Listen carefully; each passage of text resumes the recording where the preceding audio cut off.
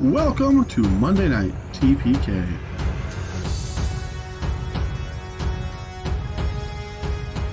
Hey, welcome back. This is Monday Night TPK. My name is Kyle, and you are listening to a 5th edition's Dungeons & Dragons Real Play podcast. We are currently attempting to survive the Tomb of Annihilation. Nation. Whoa, sweet echo effect, right, guys? Super sweet. Surrounding me is absolutely nobody. I am locked away in my fortress of solitude / my makeshift office space. However, I am connected to the internet, in particular a website commonly referred to as roll20.net. And I've got some good friends here connected as well. And they are going to help me produce this epic story, which has unfolded for the past 60, 3 or 4 episodes. Hey, Matt. Yes? So this tomb is just ever so deadly. Whenever you are dead and gone, what do you want to be remembered for?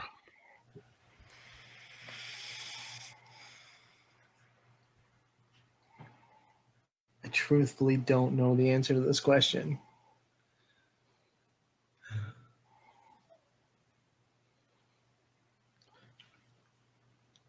I have achieved nothing. I don't know. I guess I just hope that my kids at least remember me. Okay, I mean that's legit. I don't know. You were a good father. The lessons that I have taught them hopefully continue to pass on, I guess. That's a solid answer. Very cool. I really don't know. It's a hard question. I only ask the hardest of all questions. They're always so hard. Oh yes, just the hardest. It's so hard. Hey Sam. Yes. Okay, imagine this. First of all, you're dead.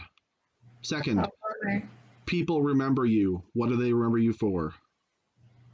I hope they remember that I was kind and helpful and good at baking sweet things. But I can't really control how other people remember me. I can only do my best to promote the image I want to convey. Oof. That is perhaps a little bit too deep for this sword and sorcery game that we're playing. That was pretty deep. Sorry, I'll bring it back to the shallow end, Kyle.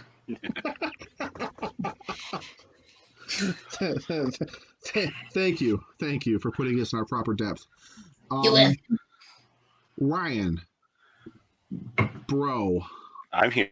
I hope that your answer to this question is people will remember how amazing you look with your longer hair and your goatee. But that's pretty shallow. But that's where we're at, I suppose. How do you want them to remember you? For my sick-ass miniature collection. I'm kidding. Truthfully, if I'm being truthfully and completely honest, just as a loyal, good friend, I've tried to be the best I can to my friends and their families. They all have, a lot of them have kids, and they're like, yeah. Just as a good friend. I like it. I love it. I want some more of it. All right, very good. Thank you, folks. And all my pop culture references. And the puns. Yes, those puns. They're always the puns. I suspect those puns will be a factor in your eventual demise, Ryan. Just throwing that out there. I mean, it's not completely a threat. Just a statement. All right. Hey, Sam, keeper of amazing notes. Just Yes. what the heck happened in our last episode? Okay, well, last week on episode 63, Brielle looked around the empty room and walked out. Real descriptive. Here we go. Gilly instructed Vorn to move forward down the hall, heading east, and he didn't run into any traps. He walked up to a balcony and stopped. Brielle asked Ravain to move forward and look into the room below.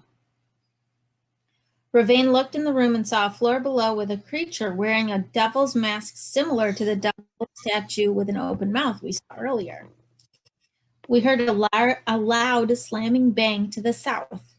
We had Rixer look down the hallway towards the entryway, which was south. He saw that the entryway doors had closed. Brielle instructed Ravain to look on the other side of the balcony in the room he was in.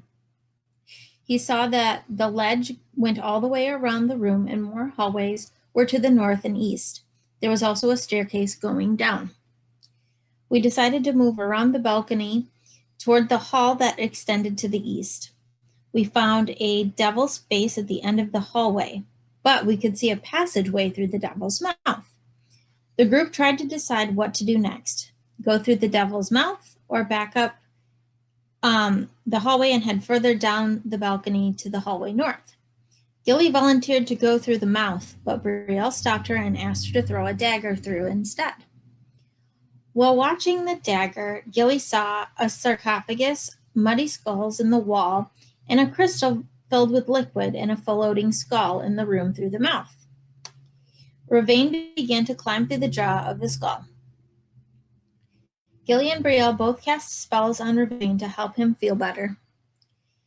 Ravain made it safely to the other side. One of the lights went out in the skull's eyes outside of the room. Ravain heard a voice in his head, and it asked why it couldn't see, and asked if Ravain was here to save them. Her. Outside of the skull, so in the hallway, Gilly heard Ravain talking to himself and she lamented to the rest of the party. Inside of the skull, Ravain was deceiving the voice he heard and began opening the sarcophagus. He saw a bundle of cloth and bones of a jaculi and a staff that laid on top. The top of the staff looked like a snake. Ravain took the staff, and green smoke wrapped around him and launched at his face. A magical barrier protected him from the smoke. Ravain began to leave the chamber and lied to the voice in his head one more time. The crystal exploded, and the skull exploded into green flame. Lots of explosions. He escaped from the mouth of the skull just as the last flame in the skull's eye went out. Brielle heard a voice in her head. Fun times. The group moved forward toward the north hallway. There were carved birds along the passageway with a propeller and 5 sharp blades blocking the way. An object was blocking the propeller's motion. Gilly inspected the bird carvings and couldn't find a pattern or anything of note. Brielle recommended turning around. So we did. We went back from where we came and headed to the passageway that was unblocked north. The passageway turned west and opened into a larger room. At the end of the hall, a rusted knight stood holding a shield. And there were also 2 exits heading into hallways, north and south. Gilly asked Vorn to move forward into the room. Vorn began to move faster the further he moved into the room. Gilly commanded Vorn to come back to her. Brielle said she wanted to go home. Gilly and Brielle argued, and then Brielle sat down. Ravain moved into the room and placed a vial of ink and a dagger on the floor in front of him. The dagger began to turn and move while the vial of ink did nothing. Ravain shot the dagger toward the knight. The dagger hit the shield and exploded into rust. Gilly presented the options moving forward. Brielle recommended Vorn staying back and anchoring to him to move around the corners to the next hallways. Gilly grabbed the rope grabbed a rope and tied it to Vorn and began to enter the room. When she attempted to go to the hallway to the north, she couldn't move forward. Ravain and Iku attempted to figure out what the cause of the pull was. Ravain moved forward and attempted to turn the shield to the back wall that the knight was holding. Ravain found that the shield was very well attached to the knight. Ravain reduced the size of the knight to the size of a house cat. Gilly could freely move and went down the hallway, heading north. A room was at the end of that hallway. In the center of the room was a fountain with 3 marble maidens in the fountain. Brielle cautioned Gilly not to touch the water or drink from the fountain. Gilly left the room and ran to the hallway headed south. The hallway south was a dead end. Ravain took the reduced statue and threw it down the dead-end hallway to the south. Gilly restated that we must either go downstairs or go back to the blades. The group discussed options. Then a frustrated Gilly went back to the blades. Brielle made a plan, and it got put into action. Vorn held the breastplate blocking the propeller in place, while Gilly snuck past the blades. In the next room, Gilly found a deep pit with a sarcophagus in the bottom of it. A snarling monkey creature was carved on its lid.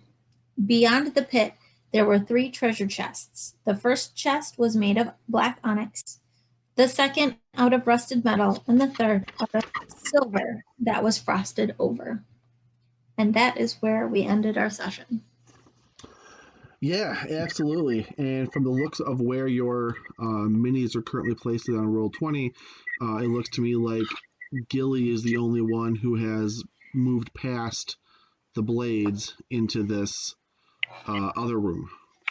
Yeah, I'll move forward 5 feet so more people can slide through, or Sure. at least one other person. Does anybody follow Gilly around the blades and into this room?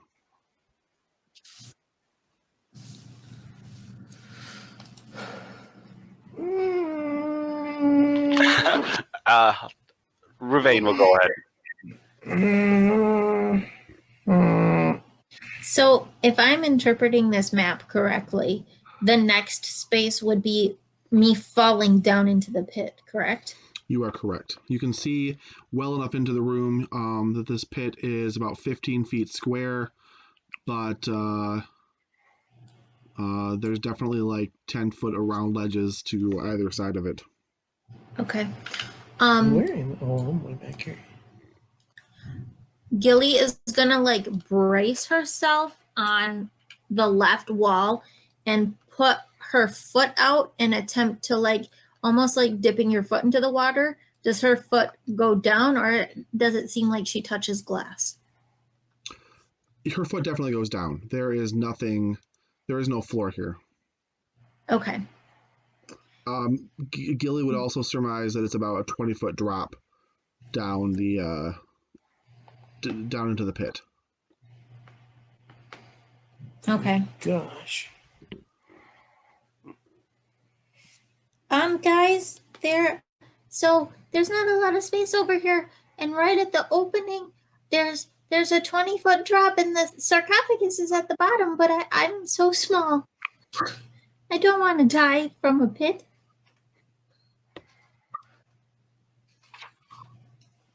Brielle tosses you a rope. Oh, okay. Thank you. I don't want to tie that to anything. Okay. You could tie it to your robot. I could. But he's over there. He's like 5 feet away from you. And could you 10 feet? Could you just tie it to him and then throw the rope back through so I don't have to come back through the propellers again? Then I'd have to get close to the propellers. Okay, could somebody tie this rope around Vorn, please? And I throw the rope back through the... See, Rickster's a farmhand, right? Yeah. So Rickster possibly would be pretty good with that. Oh yeah, he could definitely do it. Right. Rickster can totally just tie the knot around the robot. Right. Construct, not a robot. Construct. Automaton. Automaton. It's autonomous. Okay.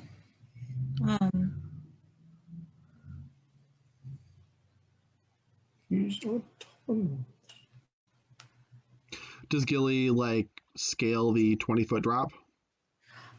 Yeah, so if Gilly can make the rope reach down the hallway and down the almost all of the drop, she will go ahead and kind of rappel gently down. I'm sure the rope is at least 50 feet, and you've got, I'm seeing 30. 30 feet here, yeah. So it's totally doable. Okay. Gilly will try that then. Does somebody want to come and spot me? Vervain will. Is it possible for me to get by the blaze without any shenanigans? Or Yeah, there's the remains of a body, mostly a suit of I think it's a breastplate, jamming up this I remember fan. this. And then also you've got Vorn's hand in there, kind of keeping it stationary. Also, I am an elf. so yeah, Ruvain can move forward and kind of come up behind. Stopping me. Yeah. Nope, nothing's stopping you. Okay. I forgot that's just my own mini.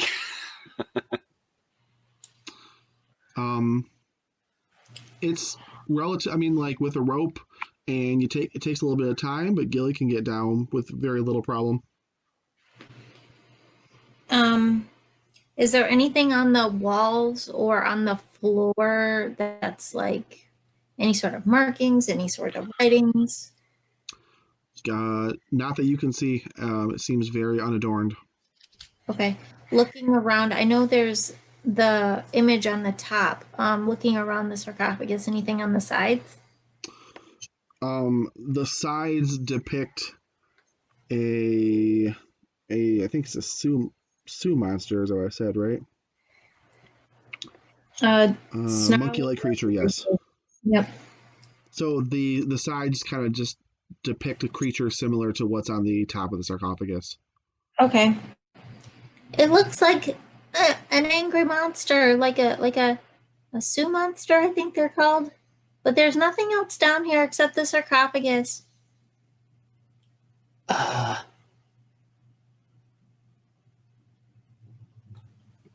Okay.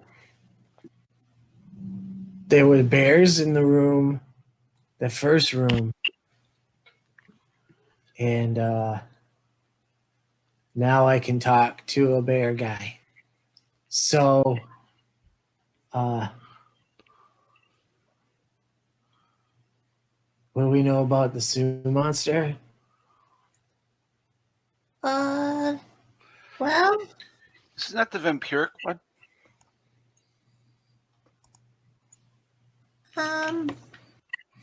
I don't know. Hold on. That's not what I wanted.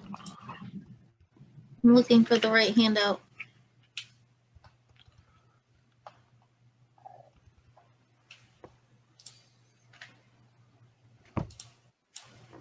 Oh, that's Obalaka. Obalaka. Oh, there it is.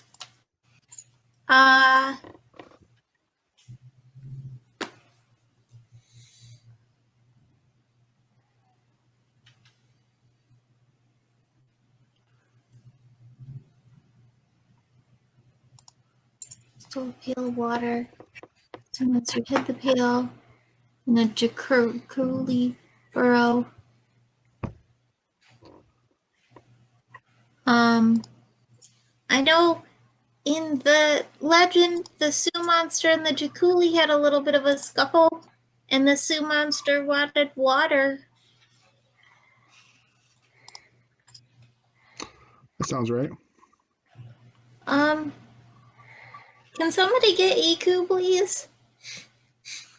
I'm stuck in this pit. Is there Iku will come to the ledge. Yes, Gilly, what is it that I can do to help? I don't know. I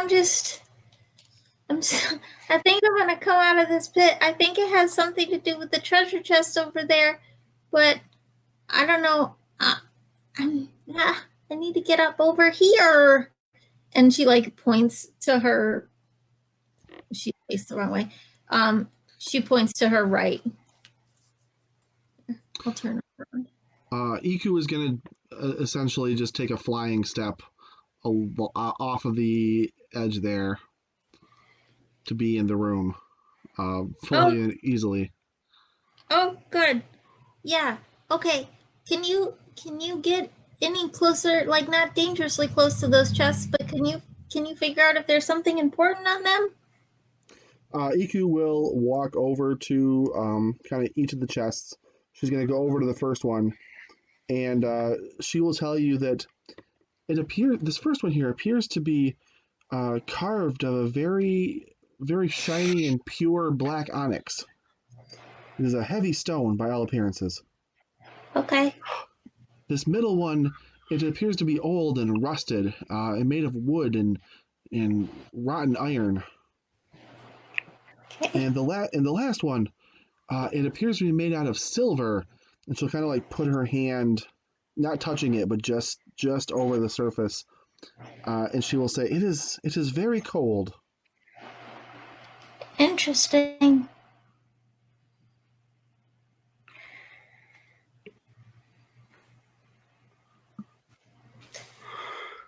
Okay.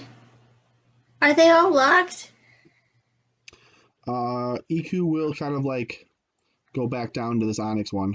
Well, no, she's standing in front of the silver one. Doesn't really matter.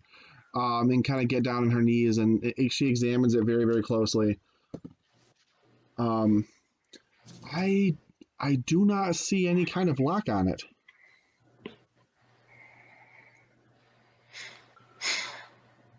Okay, no lock, no like keyhole, anything like that. From the outside here, no, I do not see any locks. I do not see any keyholes at all.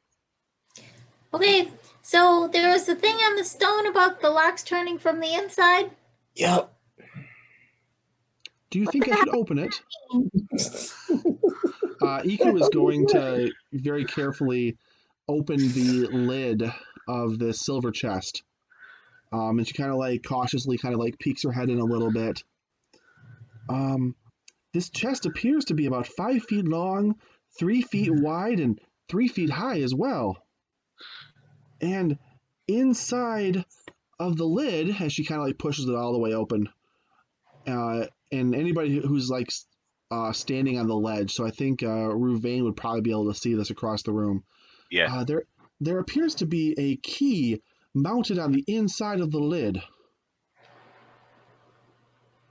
Oh. And Niku's actually going to like reach forward and attempt to turn the key. Okay. And the key, it does not seem to move. It appears to be stuck. Okay. If I had to guess, I would say this key is probably made out of adamantine.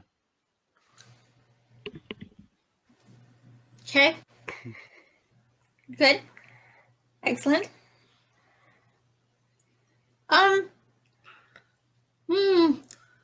This is just an idea from a halfling in a hole. But I love that. I love that a lot, Sam. An idea from a halfling in a hole. But what would happen if you climbed into the chest and then tried to... Yep, there it is.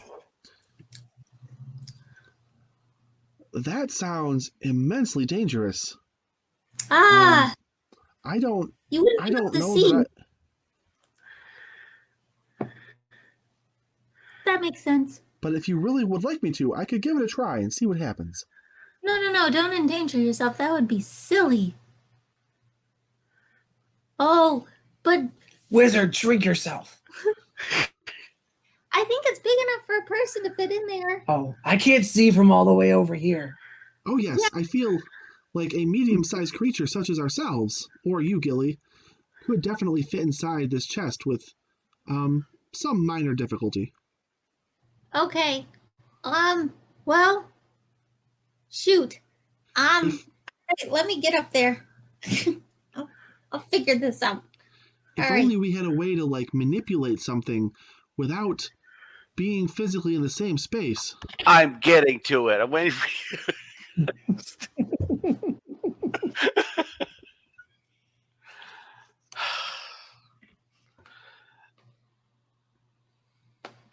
If we put Mage Hand in there, can it turn the key without me being in there?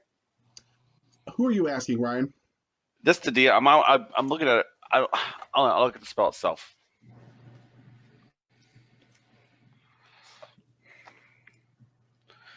Look at the spell. Don't mind me.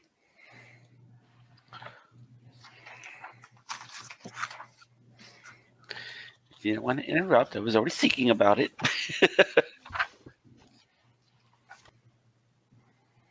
All right, so it does not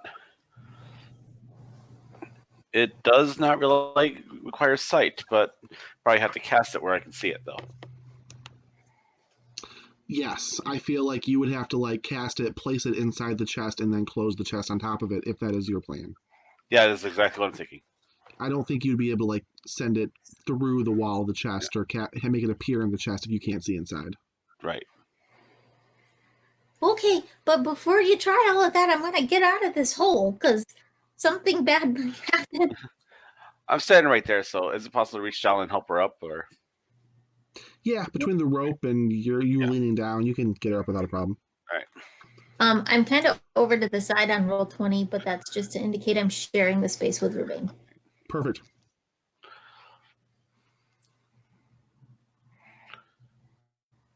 All right, then I will cast Mage Hand so that it's holding onto the key.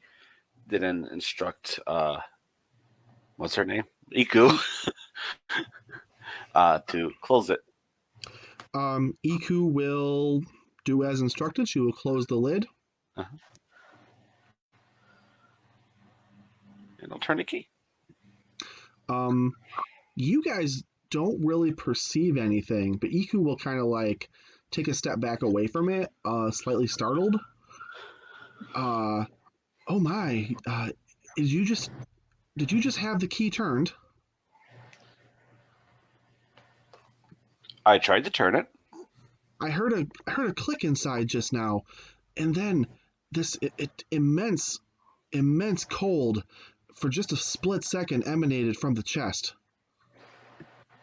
It was like that frozen zone in the river we found weeks ago. Oh, don't want to be standing in there then. Oh no. It didn't hurt exactly, but if someone had been in the chest at the time, I do not think they would have enjoyed it. So some kind of freezing box. You know, just a regular ice chest, no big deal. Yep. Okay, so should we do that for all of the chests then? Iku was going to look down at the sarcophagus, and oh my, what is that? What is that on the surface of the sarcophagus there? Gilly looks down. Gilly is going to see a large silver-colored button has appeared on the side of the chest. There's a button. Should I go push it? Iku will shrug. Okay, I'm gonna go push it. Don't push it. Don't push it. Ooh, Ruben, Bad things could happen. can you use your hand thing to go push the button? I mean, it's a cantrip, yeah. Okay, go send your hand to push the button. Dude, why don't I wait till after we do the chest, though? Because that button appeared after we did the chest. Would more buttons appear when we do the other chest? And what if the buttons we press at the same time? And what if... Okay. Okay. Gilly's just shaking her head. Yeah, okay. So open all the chests, see if there's keys in all of them, turn all the keys, and then push all the buttons. But what if we're only supposed to open one chest? We all have to open the right chest on the first time, and then... So Iku is going to move over to the middle chest, the one made of the rusty iron, and she is going to open the chest and point out, oh yes, there is an identical key in the middle of this one as well. Okay. All right, so we're trying the 3 chests then. All right. I was just having fun with rambling. I know, Ryan. I know. A lot of variables. Sorry, go ahead. I was gonna say I'll set up the mage hand again to turn the key when it's closed. Yep, Iku will close the chest. What is this chest again? It is made Ironbound? of rusted iron. And the wood? I don't know, maple. It's okay. I'm trying to predict what could happen. Oh well. We'll open the lock or close the lock, I guess. Yep. Iku will report that she hears a click again, but nothing else seems to happen to her as far as she experiences.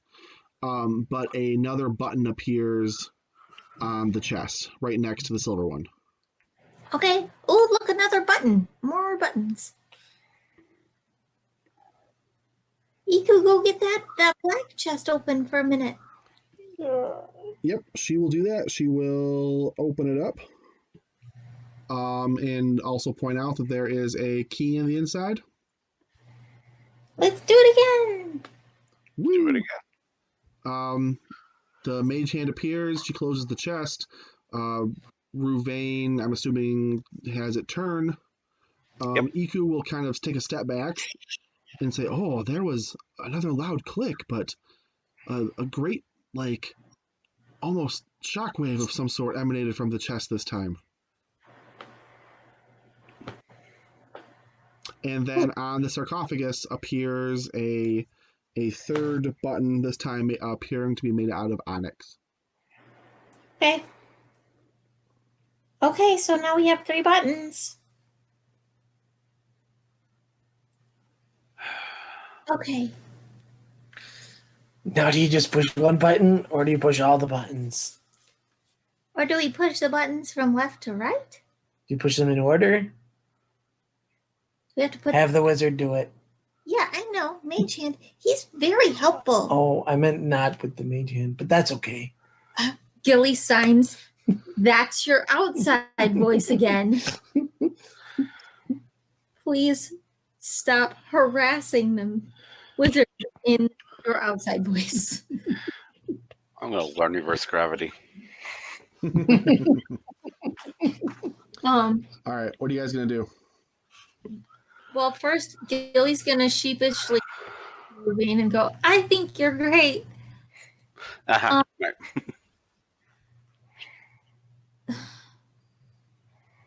Iku, I think you need to come out of the room in case something really bad happens. Iku will shrug and sort of just like step/half fly across this 15-foot pit and land in the tunnel behind Ruvain. That's magical. Okay. Literally, it is literally magical, yes. All right. So, Magic. we've got your mage hand, so that's going to be fine. I think we should all stay out of the room. And I think, do you guys remember anything from the stone outside that said something about elements or? I don't remember. Any warning? Is opposed, stands between them. In the darkness it hides, still in the mask can be seen. Speak no truth, did that. Keys carefully inside. We just did that. And it stops. It stops. Right. So That's it. do we want to just try going? Okay. To clarify, sorry. I need a moment of clarity. Do it. Did these buttons appear like, here, let's draw a shape and then I'll kind of explain to the listening audience. So like, are they going from side to side on the sarcophagus, so they like match up with the chest, or are they going from top to bottom? So No, that's like, a great question, Sam. They appeared on the top of the sarcophagus on the very northern end, and they appeared in order relative to the three chests. So if we're looking at it from up top, as we are, the silver button is on the right, the rusted metal button's in the center, and then the black onyx is on the left.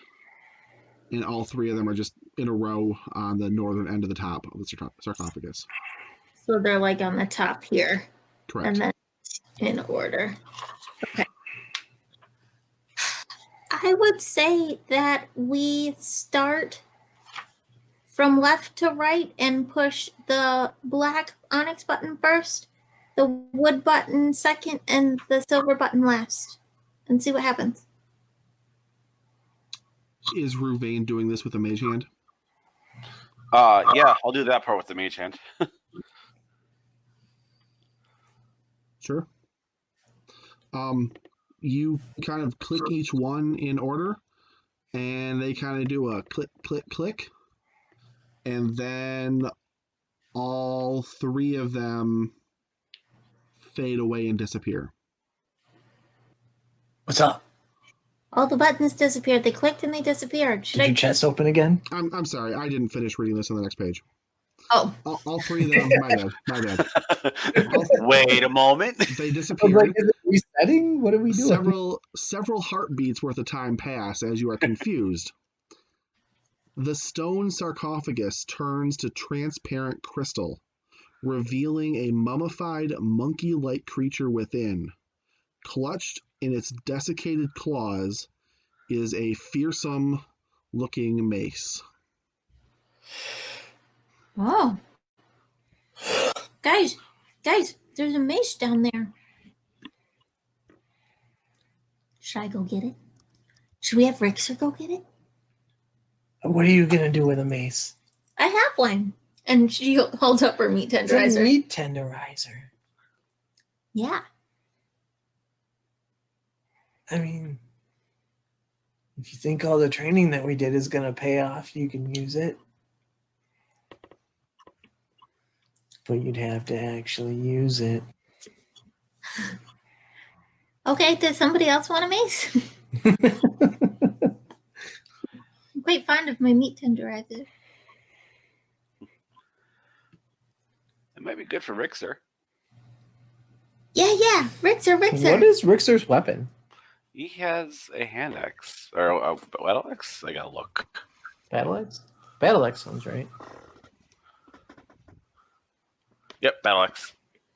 Tell me what you guys are doing. It's not something Brielle's gonna use. Plus, she's already possessed, so Yeah. who wants it? Do you want a ghost? Sam gets a ghost. Sam personally wants a ghost, but like Gilly You are wants, the only one that's technically using a mace. Gilly wants to make sure no one else wants it. It seems like this belongs to Gilly. Okay. I mean, if Dana was here, I'd say to give it to Rixer. But Well, a mace also does a d6 damage, whereas her battle axe does a d8. Oh, it's not a warhammer; it's a mace. Okay, my bad. Yeah, Okay. no, it's literally just a mace, a one-handed Oh, weapon. yeah, you should take it. Okay, hold on. I'm It's just a currently regular mace. drawing all over the map on accident. Okay. Fixed it. All right. Oh, I deleted myself. Shoot. Help. You deleted yourself? Help. How did you delete your mini? Okay. I just erased the things that I drew on accident. Okay. I forget it. All right. Gilly's gonna climb back down. Guys, I'm gonna go get it. And open the sarcophagus. Brielle's just like clenching her teeth. Yeah, so the lid obviously isn't light, but Gilly is able to push it to the side. and there is the body of a mummified monkey-like creature. It is holding this mace with two hands, kind of clutched across its chest. The mace is exceptionally wicked looking. Sweet. It's got a very long. It looks like it's made out of a long black stone. The bottom of it has got a grinning upside down skull that appears to have some sort of very very faint yellow light coming out of its eyes. The head of the mace is actually made up of two skulls that appear to be back to back with their facing outwards, with that same kind of yellow light just faintly glowing in its eyes. And then above, on the crest of the skulls, are two almost like blades, kind of coming up and then coming towards each other in a point. Interesting. Okay, Gilly's gonna just examine things and then go, wait. Brielle, What? you said you have a voice in your head? Yes. Does it have anything to say about this Sue monster monkey? I don't know. Hey, Ubalaka. Yes, I'm here. Yeah. With a different Do voice than usual. you like the Sioux monster? Is it nice? Oh, that is Wongo. I don't care much for Wongo. Wongo can be dangerous and unpredictable. The 9 of us, we work together in our own ways, but I did not care for Wongo very much myself. Do you think other people liked Wango? I'm sure that Papazatl and Nang Nang got along with Wongo very well, reasonably well at least. Were they nice? Nang Nang could be nice if she was getting her way. Obalaka was just Obalaka. She rather was one to avoid getting into bargains with or deals, but she was always true to her word. The voice in my head says maybe. Well, that's not a definitive answer. She's not very fond of the Sioux monster person, but other people liked it.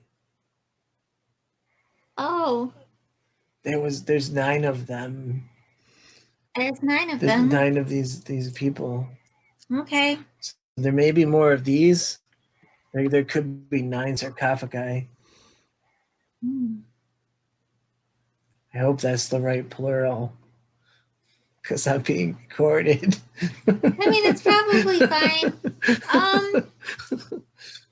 So, do you think I should take it, or? I mean, it's a mace. You use maces. I do. Okay. Wait, you're a cleric. Yeah. You can cast out ghosts, can't you? So yeah, sort of. I mean, I guess if you don't like it, make it go away. Oh, that's fair. And she reaches in and grabs the mace. Red smoke seethes from the head of the mace, forming an outline of a monkey with a long tail. With a roar, the smoky apparition leaps at you, screaming, "Let me in!" Okay. Do you let it in, or do you try to resist? I'll let it in. Fantastic.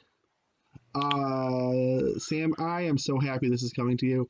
First of all, Oh no. I am going to give you your mace. The mace of terror. Yeah, that's what I had a feeling.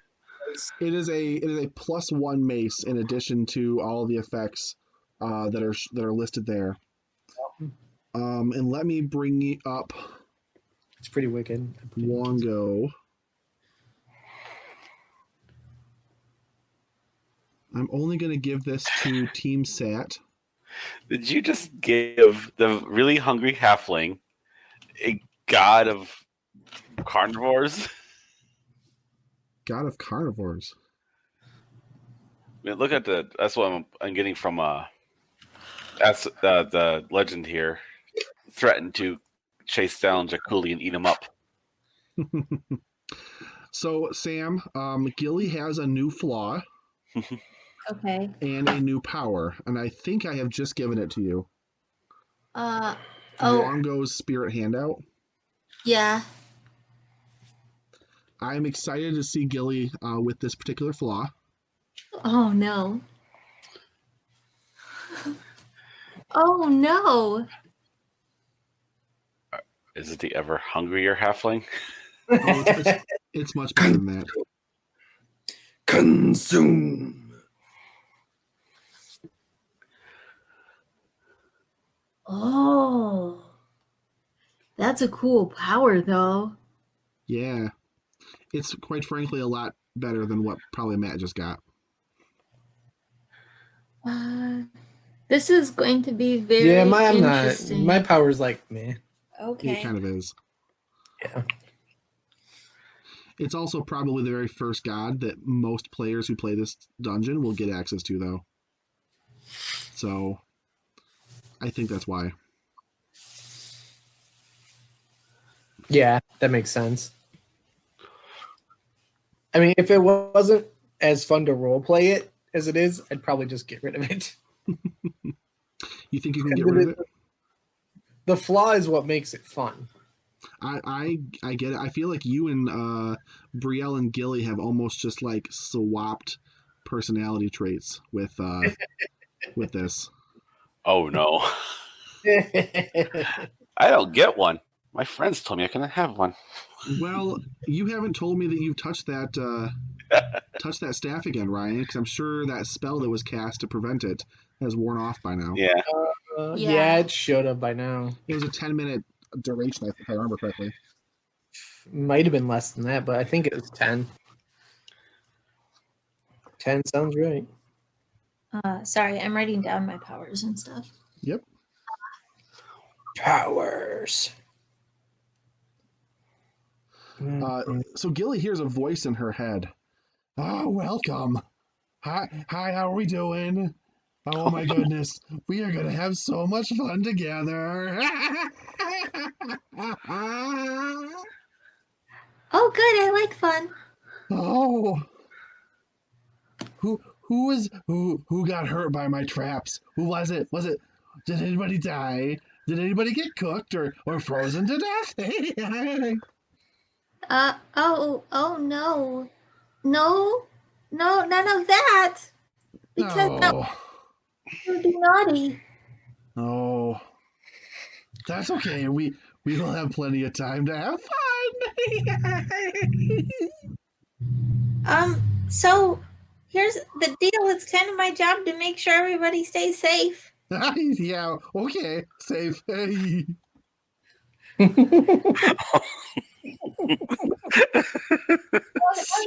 Shh, don't tell them. They're gonna have so much more fun this way. Oh, okay. Yeah.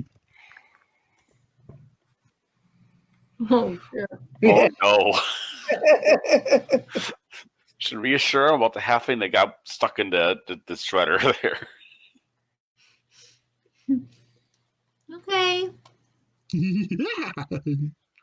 Hey guys, this is weird. Yeah, no, right. It's all right, though. I don't know if it is. I mean, mine's pretty quiet. Mine likes to laugh a lot. Oh. The wizard doesn't have one. Go away. Yeah, Matt, for the most part, as long as Brielle is being cautious, the god in her head is going to stay relatively quiet. Okay, well, I think we should head back now. What do you Here. next? You have to go down now. Yeah, I don't want to go down now. we have to go downstairs. I don't want to go downstairs. It's the only choice. I don't. Can I just sit? I want to sit. I want to stop. I want to sit and stop. No, Stop no. and sit. Leave her here. Gilly's gonna Maybe take just a rest. I could use a break. Gilly's gonna climb up and start marching forward and move past the blades. Come on, guys, let's go. I'm gonna leave you behind if you don't stop it. What's going on here? We have to go. No. It's the only way. No, it's not. We have to go down. We can sit. There's no sitting is boring. No, we sit. Why would we sit? Because we need a break. Sitting is stupid. We've been in here for hours. And Gilly's just gonna walk past Brielle. Hey, you should have your dumb robot pull out that armor. No. Oh. As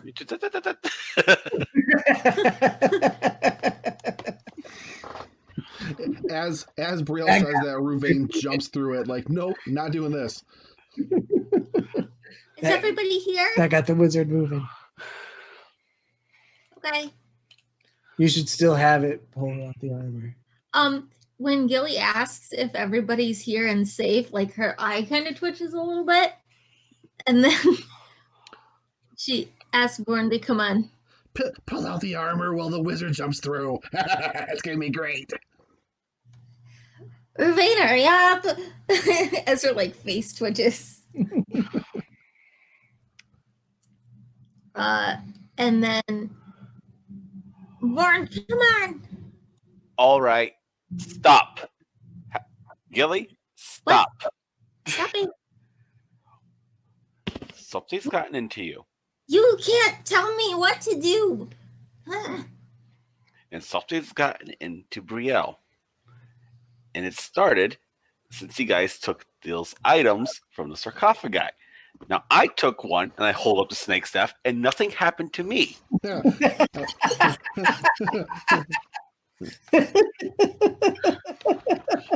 So from now on... Green smoke billows from the staff, What? coiling I'm around going to you keep like talking. a I'm going to serpent. keep talking. From now on, How close if we is take he it to the sarcophagus, you're going to back ask. away.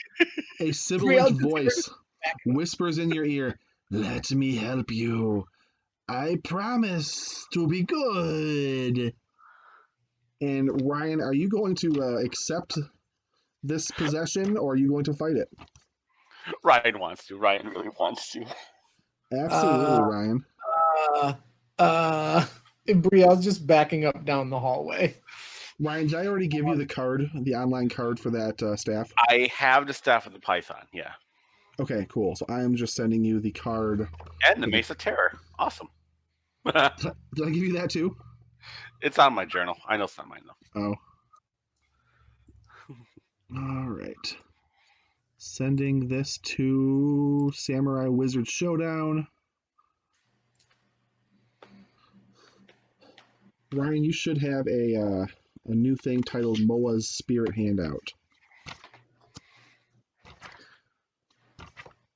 That's it. Moa the Jakuli is truthful and kind. Now you hear this voice whisper ahead. Hello. Were you just in the tomb of that deranged Sioux monster? No. That is the Do I worst have of this? them all. Do I have this now? You do. Do you have it? Do you see it? Yes. So you now have that flaw. Oh, yes. It was quite dreadful. Communicating with that god, I don't think your flaw comes into play. Right. But that would come into play mostly with communicating with anybody else. If that makes sense. All right, I got you. I'll from like I assume that's what it was. Oh my. Oh, that is an evil creature. That is. Oh, you should banish that at your first chance. Say again. Sorry, I was kind of jaw dropped. Wongo is deranged and violent. Please, you will be much safer if you get rid of that vile beast.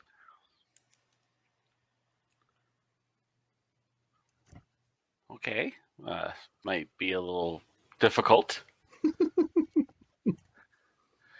I think I know where he's at.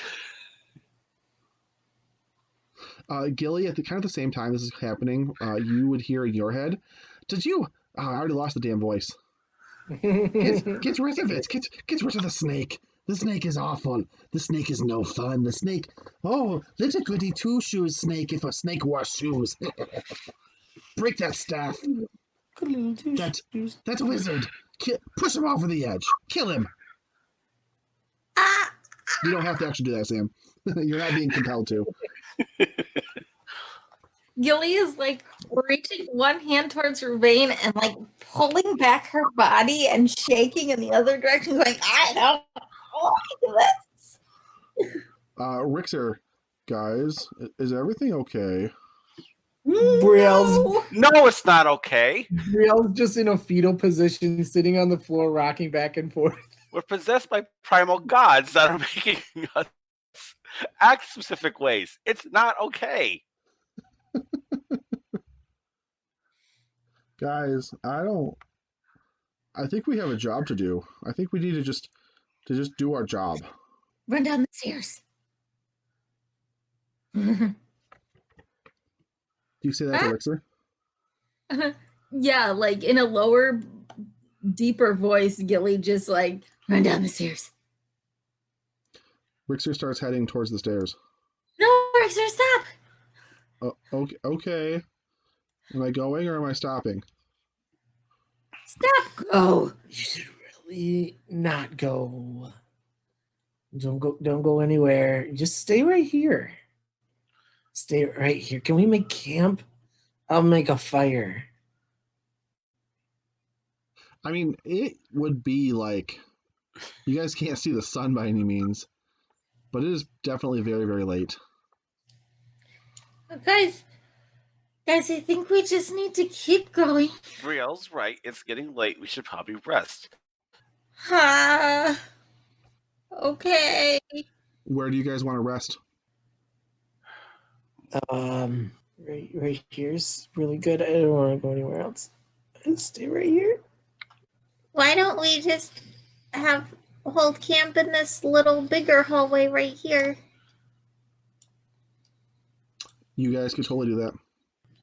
Vorn, stand at the edge of this entryway and patrol. If you see anything coming our way, alert us. He just starts pacing back and forth. I'll move him because I see there's people there. Brielle, get in here.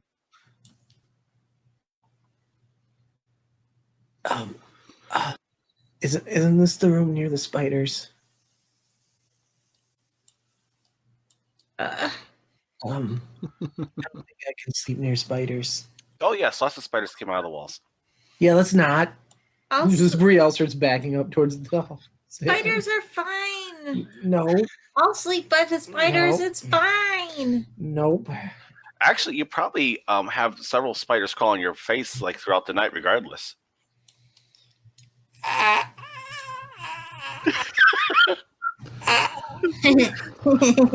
That's a myth. That's definitely a myth. That's not true. No, I'm sure it's true. Nope. I wouldn't have said it if it wasn't true. It's not true. Nope. And she sits back down and starts rocking. No. All right. So it seems like you guys are going to be able to spend the night there, and Brielle's going to get very little sleep. Is that what's happening? If we want to, we could. Frick. Hold on, I'm having map issues. Do you guys want to? No, that place is trapped. Do we want to go to the other hallway? But there's a grate in the other hallway. Something could come up through the grate. Nope. I don't want to sleep. I mean, we could sleep on the balcony, but that one guy might come in. I mean, somebody can always stay watch. Why? No. Why don't we go by where the magnet was at? Okay. No, there was water over there. But the water won't Drown. Or something could come out of the water. unless you sleep in it. Ubawaka said don't drink the water. Okay, well, we won't drink it then. I think You need to chill out. I need to chill out, not chill out more. Hey Sam, when Yes. when Brielle brings up that fountain, you Mhm. hear Wongo in your head saying, "Oh, that's right. There's the water. You should drink from the water. You should drink from the water. It'll be so much fun. We should just drink from the water. It will be the best." Oh, yeah, okay. So here's what's going to happen, folks. We're going to go rest in the room where the knight used to live, but now only lives down the hallway. And I'm going to have a few words to say to myself. And then we're going to sleep. And then tomorrow is going to be a new day, and we're going to get through this together. Do we all understand each other? Let's go. All right. Begrudgingly, Sure. you guys are able to move to the what used to be the home of the. Uh-oh. Where'd everybody go? Warren disappeared. I found him. Sorry, I was starting to move people. My bad. Go for it.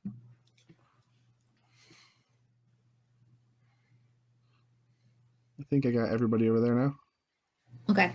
I'm going to instruct Warren to kind of patrol at the entryway and let us know if he sees anything. Okay. Well, I feel like this is a great spot to end this episode as you guys begin to take your long rest. Alrighty. I will be spouting out the various spider trivia all the way there. I love it. Okay. The spider trivia. Thanks for listening, everyone. If you want to get to know us better, you can find us on Facebook, Twitter, and Instagram at Monday Night TPK. You can also find Monday Night TPK at Above the Table Games on YouTube. Don't forget to rate and review us on iTunes. It helps us out a lot. Thanks for listening, and we'll always save a seat at the virtual table for you.